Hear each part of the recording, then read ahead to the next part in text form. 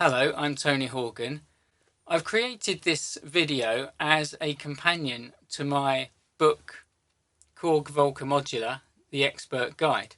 This is available in print from lulu.com currently, and I know it's not cheap, so I wanted to add value to the book by creating this video which will show you all of the patches that are in the book and explain to you a bit about how they work. You'll also find a lot more information in the book about the Korg Volca Modular. This is also available for a much lower price as an ebook from the iBook store or the Google Play Bookstore for Mac, iOS and Android. Here's the whole range as it stands at the moment. In the book you will find over 60 patches and you will find lots of detail about every patch point, and everything will be fully explained. And I think it's got everything you need to really launch yourself into the Volca Modular world and take it in the direction you want to take it. If you've got your modular with you, then you can play along and we'll have some fun. You might hear some ambient birds in the background from outside my studio. You might also hear a few aeroplanes coming over, but I'll try to cut those as they come over as we're on the flight path. Okay, let's get on with the patches.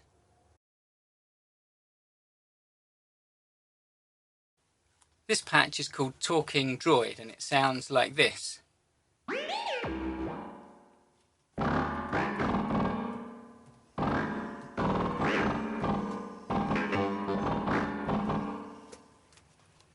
This is how it works. The woggle smooth output sets a new random pitch for the carrier wave each time a note is played.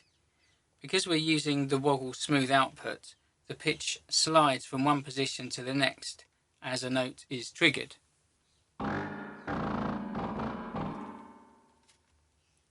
The fold and mod controls can be adjusted to alter the texture.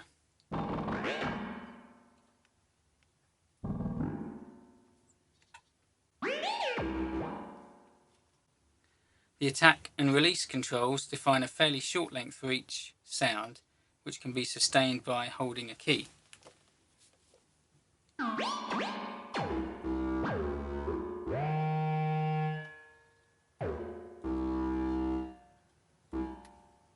This sound is called space out feedback loop because it creates a feedback loop within the space out reverb module.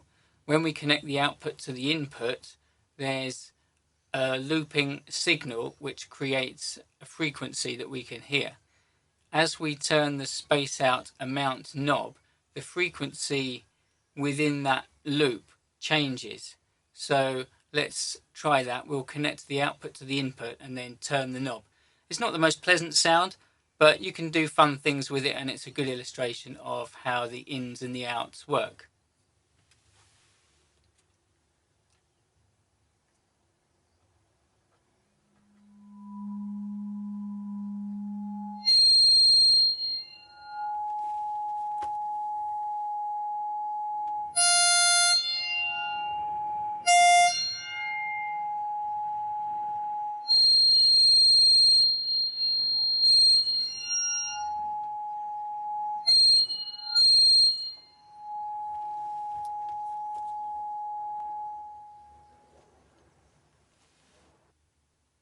This patch is called Correct Answer. It's a bit like a sound effect you might get on a game show when someone presses their buzzer.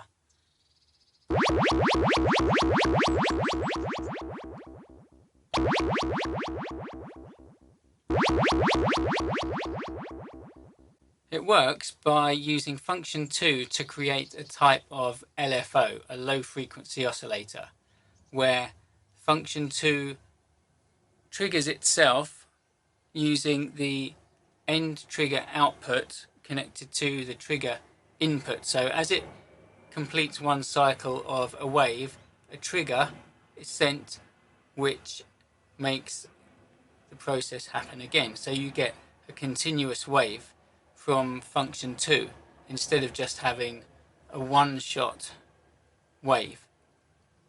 then the output of function 2 is connected, the positive output is connected to the pitch input of the source module. So as function 2 rises and falls, the pitch of the note that you play, or the pitch of the oscillator, rises and falls too. And the speed at which it does this, and the shape at which it rises and falls, is controlled by the shape and the time knobs of function 2. So we can make that sound rise and fall more quickly by changing the time knob, or more slowly by turning it the other way.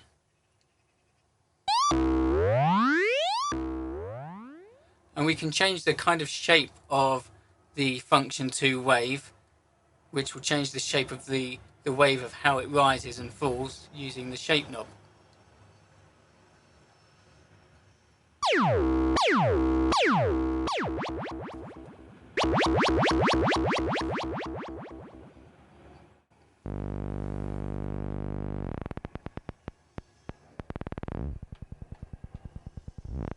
This sound is called low frequency sweep. This is the sound of the function 2 wave. Normally, function 2 would be used to change another parameter or another module, but we can actually use it as an audible wave. Here we've connected it to the LPG2 signal input. So the function 2 wave now comes into the audio path, but we also need to connect a volume signal to LPG2 to really complete that. Otherwise there will be no volume signal for the wave coming from function 2. So we're going to connect the positive output of function 1 to the level input of LPG2, and we're going to connect the positive output of function 2 to the signal input of LPG2. And so we can just isolate this sound. We're going to turn down the cutoff knob of LPG1.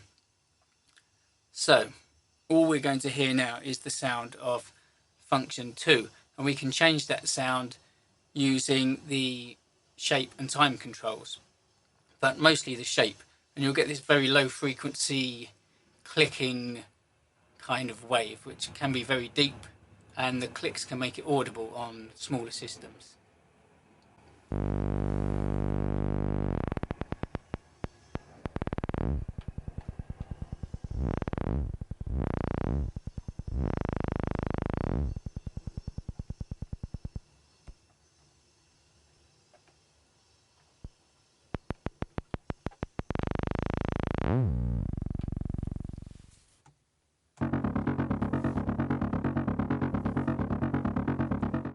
This patch, called Buzz Bass, doesn't use any patch cables at all, so the sound is made just using the default routings of all of the modules, because some of the modules are connected even without the patch cables, so they're connected on the circuit board where you can't see them. So this is a very simple patch. It uses the mod and fold controls to put a bit of grit into the sound, and I've just set up a short 4-note pattern that could play a bass line, and then you can mess around with it. Oh, I've also set the octave to the lower octave using the funk and the octave up and down buttons here.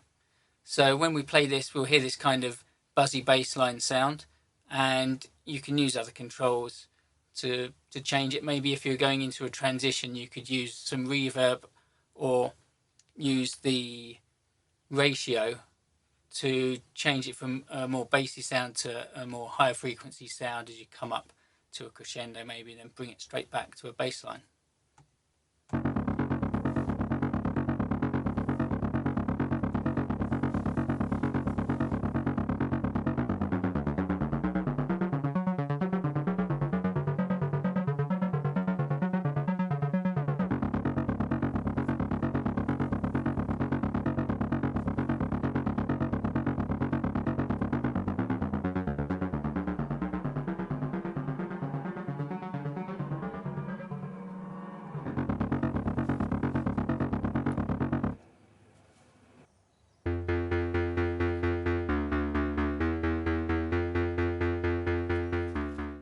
This is one of my favourite patches. It's called Automatic Bassline, and it uses the sequences module, which is connected to the clock knob, to create a volume envelope for the modulator wave. And when the modulator wave is set to the lowest ratio, it will play the same note as the carrier wave, which is the wave we normally hear, but at a lower octave. So we can use this to create a bass line that follows the notes that are played by the main carrier wave. Now, we do this by connecting the sequences gate out to the function 2 trigger input. So when the sequences gate is used, it will send a trigger signal to wherever it's connected, either every time a note is played, or every 2 notes, or every 3 notes, or every 4 notes, depending on which one we connect it to. Here, I'm going to start with it connected to every 2 notes. So every 2 notes, it will send a trigger signal to the function 2, and that will cause function 2 to generate a rise and fall signal, which we will use as a volume level for the modulator wave. And the modulator wave is being patched from the source modulator output to LPG2 input, and the volume level that we're getting from function 2 is patched to the LPG2 level input. So when we play a sound, it sounds like this when we have LPG2 cutoff turned up. So that's kind of like the main volume turned up for LPG2, so we can hear the modulator wave, and the carrier wave is turned down a bit by turning down the LPG1 cutoff knob slightly.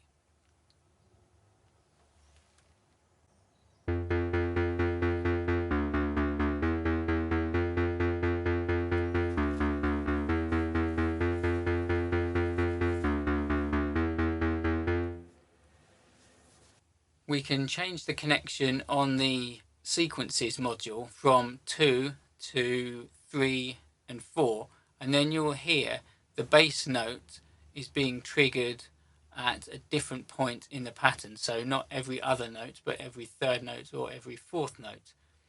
And with the pattern we've got at the moment, if we put it on 4th, every 4th note, it will sound a bit like the downbeat of a drum beat or a kick drum. So we can do that, and we'll change it to 4 and 3 and see how that sounds.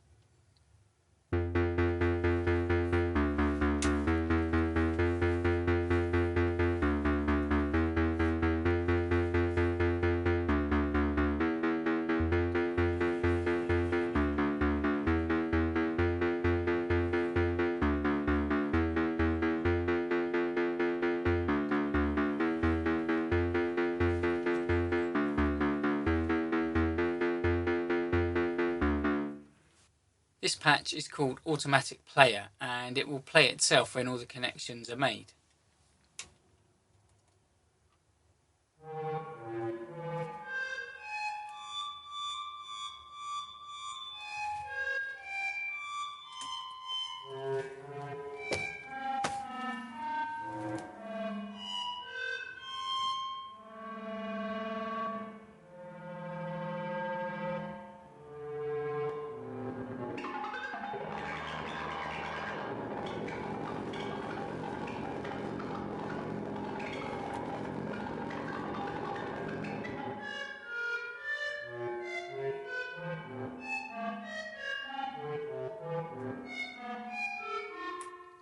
It plays random pitches when these connections are made. Function 2 is set up to create a continuous wave.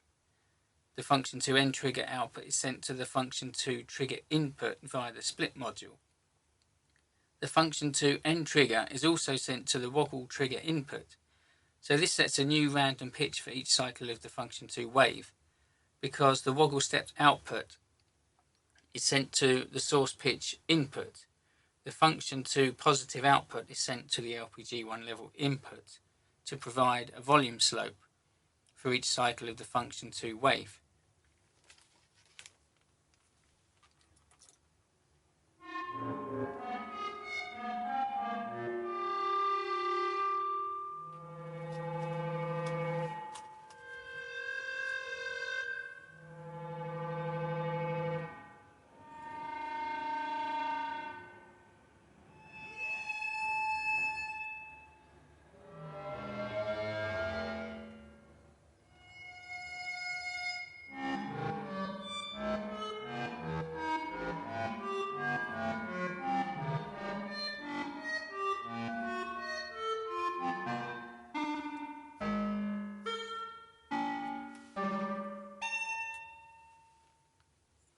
This is called tuned kick bass. It's a hybrid of a kick drum sound and a tuned bass line sound, so you can play different notes with it, but it also has the effect of a kick drum.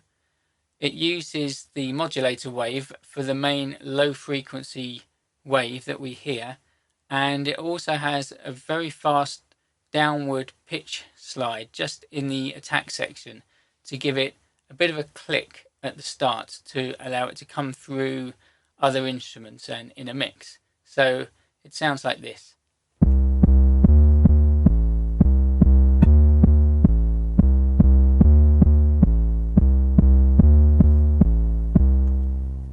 Based on the more basic source modulator wave output example, this adds a very fast downward pitch slide at the start of the note, creating a percussive attack section. The sequence's gate output triggers the function 2 signal when a note is played. The function 2 positive output sends this signal to the A input of the ABC module. The C knob acts as an intensity control for this signal, which allows the attack phase to be adjusted. This signal is sent via the A minus B times C output to the source pitch input, creating that initial downward pitch slide in the sound.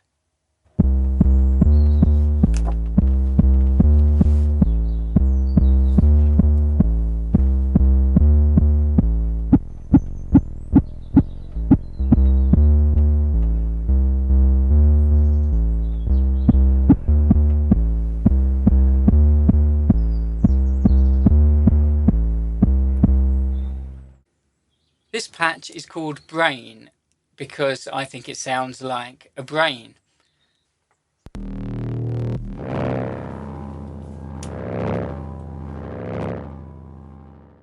The trick with this one is to connect all the cables with the power off and then turn the power on, because when you first turn the power on, the oscillators are operating at a different frequency to how they would be once you've played a note. So this is how it sounds. We'll power it on now.